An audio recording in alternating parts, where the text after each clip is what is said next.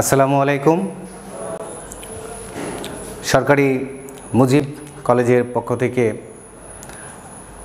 পরিচালিত অনলাইন ক্লাসে প্রিয় শিক্ষার্থী, তোমাদেরকে স্বাগত জানাই। আজকে আমি দ্বাদশ শ্রেণীর যুক্তিবিদ্যার একটি ক্লাস নিয়ে তোমাদের সামনে উপস্থিত হয়েছি। আশা করছি সবাই সুস্থ আছো, ভালো আছো। আমি ভালো আছি।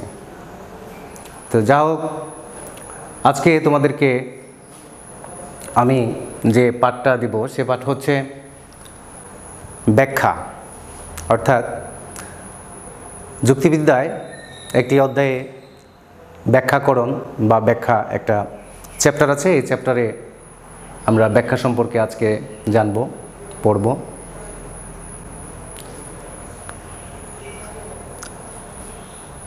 তো ব্যাখ্যা পড়তে গেলে তোমাদেরকে প্রথমেই জানতে হচ্ছে যে আসলে ব্যাখ্যা কী। আমি তোমাদেরকে সহজভাবে বলতে পারি যে ব্যাখ্যা হচ্ছে কোনো কিছুকে সুন্দরভাবে, সহজভাবে বোঝানো বা আলোচনা করা। তো এখানে একটি সংজ্ঞার মাধ্যমে আমরা ব্যাখ্যাকে বোঝাতে পারি। তো এর আগে তোমাদেরকে দেখতে হবে যে আসলে আমি আজকে যে ক্লাসটা নিচ্ছি এটা এই অধ্যায়ের নাম হচ্ছে ব্যাখ্যা, যেটার ইংরেজি প্রতিশব্দ হচ্ছে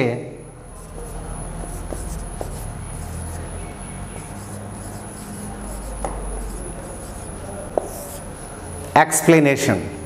তোমরা এই ব্যাখ্যা এবং এক্সপ্লেনেশন এই শব্দ দুটির সাথে স্বাভাবিকভাবেই খুব আগে থেকেই পরিচিত, কারণ তোমরা অনেক সাবজেক্টেই অনেক প্রশ্নের মধ্যে দেখে থাকো ইংরেজিতে লেখা থাকে এক্সপ্লেইন। এক্সপ্লেইন মানে কি? যে ব্যাখ্যা করো। আর এক্সপ্লেনেশন হচ্ছে ব্যাখ্যা, এক্সপ্লেইন হচ্ছে ব্যাখ্যা করা। তো এই যে এক্সপ্লেনেশন, প্রথমে আমাদেরকে দেখতে হবে যে এটার উৎপত্তিটা কেমন। আমি কয়েকটি শব্দ তোমাদেরকে লিখতেছি। প্রথমেই তুমি এটা দেখো যে যেমন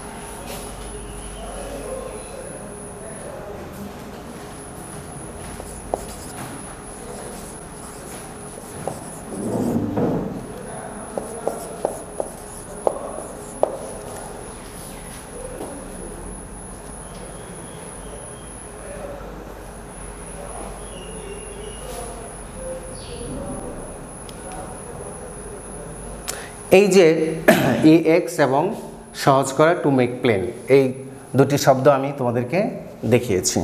তো বিস্তারিত না গিয়ে আমি তোমাদেরকে বলতে চাচ্ছি যে এই যে শব্দটা তোমরা দেখেছিলে যে এক্সপ্লেইন, এক্সপ্লেনেশন অর্থাৎ ব্যাখ্যা, এক্সপ্লেনেশন শব্দটি, এই শব্দটা ল্যাটিন তোমার এক্সপ্লেনার,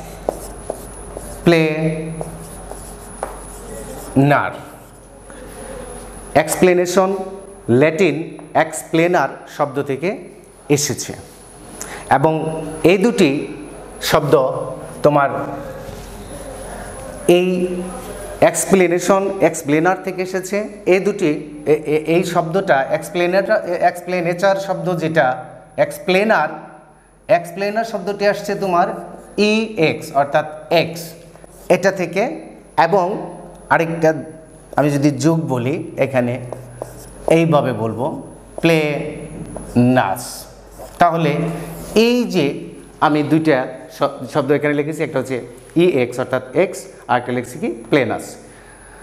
তাহলে এই এক্সপ্লেনার শব্দটি আসছে তোমার এক্স এবং প্লেনাস থেকে। এক্স হচ্ছে আমি আগে দেখিয়েছি পূর্বাবস্থা, এবং প্লেনাসকে আমরা এখানে বলতে পারি এটা সহজ করা। ইংরেজিতে যেটাকে বলা হচ্ছে টু মেক প্লেন বা টু মেক ইজি। তাহলে কি দুটো শব্দ পেয়েছি, একটা হচ্ছে কি EX, যে আমি গিয়ে আগেই বলেছি পূর্বাবস্থা লিখেছিলাম, আবার লিখছি পূর্বাবস্থা, যেটার একটা ইংরেজিও আছে। পূর্বাবস্থার ইংরেজি হচ্ছে আউট অফ, অর্থাৎ আগের অবস্থা বা পূর্বাবস্থা।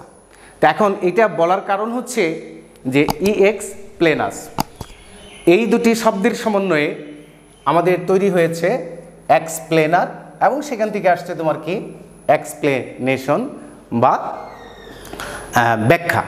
তাহলে এখন আমরা সংজ্ঞায় চলে যাই, যে সংজ্ঞাটা কি?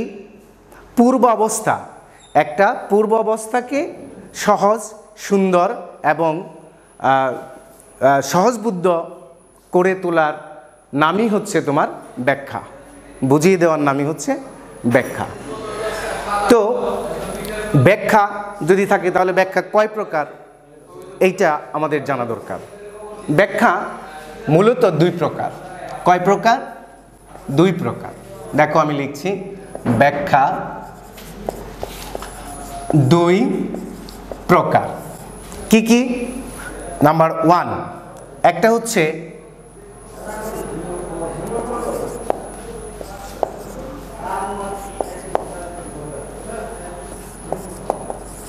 সায়েন্টিফিক, আরেকটা হচ্ছে পপুলার। এই দুটো আমরা লিখলাম। এটা লেখার কারণ হচ্ছে আমি, তোমরা বোর্ডে দেখতে পাচ্ছ যে আমি এখানে লিখে রাখছি যে বৈজ্ঞানিক ব্যাখ্যা এবং লৌকিক ব্যাখ্যা। এইটা হচ্ছে তোমার, বুঝতে পারছো, এটা বৈজ্ঞানিক ব্যাখ্যা, আর পপুলার হচ্ছে লৌকিক ব্যাখ্যা। তাহলে ব্যাখ্যা প্রশ্ন যদি করা হয়, ব্যাখ্যা কয় প্রকার? দুই প্রকার। কি কি? বৈজ্ঞানিক ব্যাখ্যা, দ্যাট মিন্স সায়েন্টিফিক এক্সপ্লেনেশন, আর 2 নম্বর হচ্ছে লৌকিক ব্যাখ্যা, যেটাকে আমরা পপুলার এক্সপ্লেনেশন বলি। তো এই এক্সপ্লেনেশন দুই প্রকার। ইংরেজিটা এখানে তোমাদের জেনে রাখতে হবে। এই জন্য আমি আগের ক্লাসে বলেছি যে এখানে তোমার যেহেতু অবজেক্টিভ টাইপ কোশ্চেন আছে, অনেক সময় প্রশ্ন থাকে যে সায়েন্টিফিক বা বৈজ্ঞানিক ব্যাখ্যার ইংরেজি প্রতিশব্দ কী, তো বলতে হবে সায়েন্টিফিক এক্সপ্লেনেশন বা লৌকিক ব্যাখ্যা, যেটাকে আমরা পপুলার এক্সপ্লেনেশন বলেছি। আর ওই যে আগে যে শব্দগুলো দেখিয়েছি যে প্লেনাস, তারপরে এক্স, এক্সপ্লেনার, এই শব্দগুলো, বা হঠাৎ করে চলে আসলো যে এক্সপ্লেনার শব্দটি কোন শব্দ থেকে আসছে, বলতে হবে ল্যাটিন শব্দ। কি শব্দ? ল্যাটিন শব্দ। এই যে ল্যাটিন শব্দ থেকে তোমার এই এক্সপ্লেনার শব্দটি আসছে। তো যাই হোক, আমরা যেহেতু কি জানলাম, ব্যাখ্যা কি, ব্যাখ্যা কাকে বলে, ব্যাখ্যা কয় প্রকার, আমরা জানলাম ব্যাখ্যা দুই প্রকার। তো এখানে আরও কিছু, এই অধ্যায়ে আরও কিছু বিষয় জানার আছে। আমি দেখো একটা বোর্ড ছকে লিখে রাখছি বৈজ্ঞানিক ব্যাখ্যা এবং লৌকিক ব্যাখ্যা। এই পাশে আছে বৈজ্ঞানিক ব্যাখ্যা আর এই পাশে আছে লৌকিক ব্যাখ্যা। তা যখন আমরা পড়ি যে ব্যাখ্যা যে দুই প্রকার, কি কি? সায়েন্টিফিক, আরেকটা হচ্ছে পপুলার বা বৈজ্ঞানিক, লৌকিক। তা এখন এই দুইটার অনেক সময় বলা হয় যে বৈজ্ঞানিক ব্যাখ্যার বৈশিষ্ট্য কী বা লৌকিক ব্যাখ্যার বৈশিষ্ট্য কী। আমি কিন্তু বৈশিষ্ট্যটা এখানে বলিনি, এই জন্য বলি নাই, তোমাদেরকে একটু সহজ করে বা খুব সহজে আমি যদি এই পার্থক্যটা বুঝিয়ে দিই, তাহলে তুমি বৈশিষ্ট্য লিখতে পারবে। কারণ তোমাদের জানা উচিত যে বৈশিষ্ট্য থেকেই পার্থক্য আসে। তাহলে তোমরা যদি পার্থক্যটা মনে রাখতে পারো, এই পার্থক্যই তুমি বৈশিষ্ট্য হিসেবে লিখে দিবে। হ্যাঁ, এটাই তোমার উত্তর হয়ে যাবে। তো আমি এখন তোমাদেরকে দেখাবো যে বৈজ্ঞানিক ব্যাখ্যা এবং লৌকিক ব্যাখ্যার মধ্যে পার্থক্য কী। এটা দেখানোর আগে, যেহেতু আমি এখন বৈজ্ঞানিক ব্যাখ্যা আর লৌকিক ব্যাখ্যার পার্থক্য বলবো, তাহলে স্বাভাবিকভাবেই বৈজ্ঞানিক ব্যাখ্যা কাকে বলে এটা আমাদের জানা দরকার আছে। বৈজ্ঞানিক ব্যাখ্যাটা হচ্ছে খুবই সহজ করে তুমি এটার উত্তর দিতে পারো আমরা বুঝতেই পারছি যে এটা বৈজ্ঞানিকভাবে ব্যাখ্যাটা দিতে হবে। এটা হচ্ছে যে তোমার প্রকৃতির বৈজ্ঞানিক ব্যাখ্যার সংজ্ঞা দিচ্ছি আমি। প্রকৃতির নিয়ম অনুযায়ী কার্যকারণ নীতির ভিত্তিতে বা কার্যকারণ নিয়ম আবিষ্কারের মাধ্যমে যে ব্যাখ্যা প্রদান করা হয় তাকে আমরা বৈজ্ঞানিক ব্যাখ্যা বলি। তাহলে একটা শব্দ তোমাকে এখানে কিন্তু অবশ্যই খেয়াল রাখতে হবে, সেটা কি? প্রকৃতির নিয়ম অনুযায়ী এবং কার্যকারণ সম্পর্ক বা নিয়ম আবিষ্কার করে ব্যাখ্যা প্রদান করা, এটা হচ্ছে তোমার কি? বৈজ্ঞানিক ব্যাখ্যা। সাপোজ ধরো আমরা এটার উদাহরণ দিতে পারি। বৈজ্ঞানিক ব্যাখ্যার উদাহরণটা কি?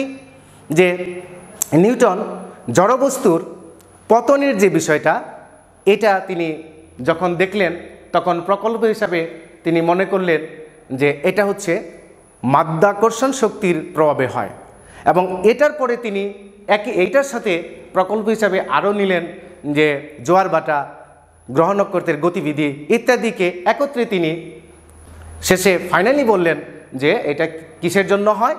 মাধ্যাকর্ষণ শক্তির কারণে বা মাধ্যাকর্ষণ শক্তির মাধ্যমেই এই ঘটনাগুলো ঘটে থাকে। এখন আসো লৌকিক ব্যাখ্যা। লৌকিক ব্যাখ্যার সংজ্ঞাটা এরকম। লৌকিক মানে কি? লোকের মাধ্যমে, জনগণের মাধ্যমে লৌকিকভাবে লোকমুখে শোনা যায়। এটা সংজ্ঞাটা এরকম যে মন গড়া ধারণা, যে ব্যাখ্যায় মন গড়া ধারণা, কুসংস্কার, অন্ধবিশ্বাস ইত্যাদি দ্বারা পরিচালিত হয়ে অলৌকিকভাবে অতিপ্রাকৃত বিষয়ের মাধ্যমে একটা ঘটনাকে বর্ণনা করা হয় বা ব্যাখ্যা প্রদান করা হয়, তাকে লৌকিক ব্যাখ্যা বলে। তো এখন তাহলে তুমি এটার উদাহরণ বলতে পারো। আমরা অনেকেই জানি বা সবাই জানে যে যেমন চন্দ্রগ্রহণ। চন্দ্রগ্রহণটা কি? এই চন্দ্রগ্রহণটা কিন্তু একটা বৈজ্ঞানিকভাবে ঘটে, কিন্তু বৈজ্ঞানিক জ্ঞান না থাকার কারণে জনগণ এটাকে কি বলে? লোকমুখে শোনা যায় যে এটা চন্দ্রের বা চাঁদের শাস্তি স্বরূপ রাহু দেবতা তাকে মাঝে মাঝে গ্রাস করে। বাট এটা হচ্ছে কি তোমার একটা ভ্রান্ত ধারণা, কাল্পনিক। আসলে তা নয়, এটা বৈজ্ঞানিক ব্যাখ্যা আছে। তো এই যে বৈজ্ঞানিক ব্যাখ্যা এবং লৌকিক ব্যাখ্যার সংজ্ঞা তোমরা জানলে, এরপরেই আছে কি স্টেপটা যে ব্যাখ্যার কি এই দুইটা ব্যাখ্যার বৈশিষ্ট্য লিখো। তাহলে বৈশিষ্ট্যটা আমরা এখান থেকেই তৈরি করব। যেমন আমি 1 নম্বরে তোমার এখন পার্থক্যের মধ্যে দেখাচ্ছি তোমাদেরকে। এই যে ধরো এখানে 1 নম্বরে আমি লিখে রেখেছি মৌলিক ও অন্তর্নিহিত সাদৃশ্যের ভিত্তিতে। বৈজ্ঞানিক ব্যাখ্যাটা হয় মৌলিক এবং অন্তর্নিহিত সাদৃশ্যের ভিত্তিতে, অর্থাৎ ওই যে সায়েন্টিফিক অর্থাৎ বৈজ্ঞানিক মৌলিক কোনো বিষয় বাদ দিয়ে এই বৈজ্ঞানিক ব্যাখ্যা করা যাবে না। বাট বাহ্যিক এবং গুরুত্বহীন সাদৃশ্যের ভিত্তিতে হয় লৌকিক ব্যাখ্যা। ওই যে লোকমুখে লোক যেভাবে পারে সেভাবে সেটার বর্ণনা করে। সেটার বর্ণনাটা কেমন? বাহ্যিক এবং গুরুত্বহীন, গুরুত্ব নাই। বাট এইখানে পার্থক্যের মধ্যে কি আছে? মৌলিক, ফান্ডামেন্টাল অর্থাৎ কি? মৌলিক এবং অন্তর্নিহিত ভিতরের নিয়মকানুন সব কিছু জানতে হবে, তারপর এটার ব্যাখ্যা দিতে হবে। নাম্বার 2 হচ্ছে কি? প্রমাণ সাপেক্ষ। কি প্রমাণ সাপেক্ষ? বৈজ্ঞানিক ব্যাখ্যাটা হচ্ছে প্রমাণ সাপেক্ষ। একটু প্রিয় শিক্ষার্থী তোমরা লক্ষ্য রাখো, আমি সংক্ষেপে বোর্ডে লিখে রাখছি কি? প্রমাণ সাপেক্ষ। তোমরা যখন পরীক্ষার খাতায় লিখবে তখন কিন্তু লিখবে যে বৈজ্ঞানিক ব্যাখ্যা প্রমাণ সাপেক্ষ, লৌকিক ব্যাখ্যা প্রমাণ সাপেক্ষ। আমি সংক্ষেপে লেখার জন্য, বোর্ডে এত লেখা যায় না, এই জন্য এটা লিখছি কি? প্রমাণ সাপেক্ষ। আসলে কি প্রমাণ সাপেক্ষ? বৈজ্ঞানিক ব্যাখ্যা প্রমাণ সাপেক্ষ। বোঝা যাচ্ছে যে প্রমাণ ছাড়া বিজ্ঞান কোনো কিছু বিশ্বাস করে না, তাহলে প্রমাণ সাপেক্ষ। আর 2 নম্বর পার্থক্যটা হচ্ছে কি? প্রমাণ সাপেক্ষ নয়, লৌকিক ব্যাখ্যা প্রমাণ সাপেক্ষ নয়। ওই যে তোমার কি চাঁদের শাস্তি হিসাবে রাহু দেবতা গ্রহণ করেছে, গ্রাস করে মাঝে মাঝে, এটার কোনো প্রমাণ তারা দিতে পারবে না, এটাকে লৌকিক ব্যাখ্যায় ফেলা হয়। নাম্বার 3 আছে কি? বৈজ্ঞানিক ব্যাখ্যায় যন্ত্রপাতির প্রয়োজন হয়। অবশ্যই তোমার কি বৈজ্ঞানিক ব্যাখ্যা তুমি যখন দিবে, বৈজ্ঞানিকভাবে যখন কথা বলবে, তখন তোমাকে অবশ্যই বৈজ্ঞানিক যন্ত্রপাতির মাধ্যমে সেটা পরীক্ষা নিরীক্ষা করে সেই ব্যাখ্যা প্রদান করতে হবে। বাট এই যে লৌকিক ব্যাখ্যা, এটার মধ্যে কোনো যন্ত্রপাতির প্রয়োজন হয় না, লোকে এটার মুখে মুখে এটার একটা ব্যাখ্যা প্রদান করে থাকে, তার প্রমাণও চাওয়া হয় না। কেউ বিশ্বাস করতেও পারে, নাও করতে পারে, এই কারণে এটাকে বলা হচ্ছে লৌকিক ব্যাখ্যা। এরপর আসো নাম্বার 3, বৈজ্ঞানিক ব্যাখ্যা যে কেউ প্রদান করতে পারে না। বৈজ্ঞানিক ব্যাখ্যা যে কেউ প্রমাণ করতে পারে না বা দিতে পারে না। কারণ কি? বৈজ্ঞানিক ব্যাখ্যা দিতে হলে তাকে ওই বিষয়ে, নির্দিষ্ট বিষয়ে সেটাকে পড়তে হবে, জানতে হবে, তারপর সেটার ব্যাখ্যা দিতে হবে। এই জন্য এই বৈজ্ঞানিক ব্যাখ্যাটাকে সার্বজনীন বলা হয়। এবং এইখানে লৌকিক ব্যাখ্যার মধ্যে যে কেউ ব্যাখ্যা দিতে পারে। এবং নাম্বার 5, কার্যকরণ ও উচ্চতর নিয়ম মানা হয়। বৈজ্ঞানিক বিষয়ে অবশ্যই নিয়ম মেনে বৈজ্ঞানিক ব্যাখ্যা দিতে হয়। ওই লৌকিক ব্যাখ্যার মধ্যে দেখো কার্যকরণ এবং উচ্চতর নিয়ম মানা হয় না, কোনো নিয়মকানুনের মালাই সেখানে নেই। আর 6 নম্বরে বৈজ্ঞানিক ব্যাখ্যার মূল উদ্দেশ্য হলো সাধারণ নিয়ম আবিষ্কার করা, অর্থাৎ সবাই যেন মানে এইরকম একটা নিয়ম আবিষ্কার করা। আর এই লৌকিক ব্যাখ্যার মূল উদ্দেশ্য হচ্ছে বিশিষ্ট নিয়ম আবিষ্কার করা। কেউ কেউ এটা মানতেও পারে, নাও মানতে পারে, লৌকিক ব্যাখ্যার বিষয়। 7 নম্বরে সুনির্দিষ্ট পদ্ধতিভিত্তিক। বৈজ্ঞানিক ব্যাখ্যাটা হচ্ছে সুনির্দিষ্ট পদ্ধতিভিত্তিক, বাট লৌকিক ব্যাখ্যা সুনির্দিষ্ট পদ্ধতিভিত্তিক নয়। 8 নম্বরে বৈজ্ঞানিক ব্যাখ্যার ক্ষেত্র সীমিত। বৈজ্ঞানিক ব্যাখ্যার কি ক্ষেত্র, অর্থাৎ প্লেস সীমিত। যে কোনো জায়গায় বৈজ্ঞানিক ব্যাখ্যা করা যায় না, সেখানে বিজ্ঞানাগার প্রয়োজন হয়। বাট লৌকিক ব্যাখ্যায় বিজ্ঞানাগারের কোনো প্রয়োজন হয় নাই, যেখানে সেখানে বসে তুমি এটার ব্যাখ্যা প্রদান করতে পারো। একইভাবে 9 নম্বরে প্রকল্প প্রণয়ন করতে হয়। প্রকল্প কি, অর্থাৎ একটা বিষয়ে প্রথমে তুমি পরীক্ষা নিরীক্ষা করতে গেলে অনুরূপ আরেকটা বিষয়কে প্রকল্প হিসাবে নিয়ে ওইটার উপর ভিত্তি করে তুমি বৈজ্ঞানিক মেথডটা পরে এস্টাবলিশ করবে। বাট ওইখানে তোমার লৌকিক ব্যাখ্যার মধ্যে কোনো প্রকল্প প্রণয়নের প্রয়োজন নেই, সে মন গড়া একটা ব্যাখ্যা দিতে পারে। 10 নম্বরে প্রকৃতির নিয়ম ও বাস্তব কারণের সাহায্যে তোমার কি করতে হবে, বৈজ্ঞানিক ব্যাখ্যা দিতে হবে। বিজ্ঞান যেহেতু প্রমাণের বিষয়, এই জন্য বাস্তব কারণকে সেখানে মডিফাই করতে হবে এবং ধরে তারপরেই তোমার ওটার কি করতে হবে, বৈজ্ঞানিক ব্যাখ্যা প্রদান করতে হবে। বাট ওইখানে লৌকিক ব্যাখ্যার মধ্যে বিষয়টা হচ্ছে কি অলৌকিক কারণের সাহায্যে ব্যাখ্যা করার চেষ্টা করে, বা অতিপ্রাকৃত এরকম অলৌকিক কারণকে সেখানে তোমার কারণ হিসেবে নেওয়া হয়। এই হচ্ছে তোমার বৈজ্ঞানিক ব্যাখ্যা এবং লৌকিক ব্যাখ্যার পার্থক্য। বৈজ্ঞানিক ব্যাখ্যা আর এই লৌকিক ব্যাখ্যার পার্থক্যটা তুমি এরা সবাই হচ্ছে কি একদিকে পার্থক্য, অন্যদিকে এরাই হচ্ছে উভয়ের বৈশিষ্ট্য। বৈশিষ্ট্য মানে তুমি পার্থক্য দিতে পারবে, পার্থক্য থেকে এটা বৈশিষ্ট্যের মধ্যেও লিখে দিতে পারবে। একই সাথে তোমরা দুইটা জিনিস শিখলে, একটা হচ্ছে পার্থক্য আর এটা হচ্ছে কি দুই ব্যাখ্যার বৈশিষ্ট্য।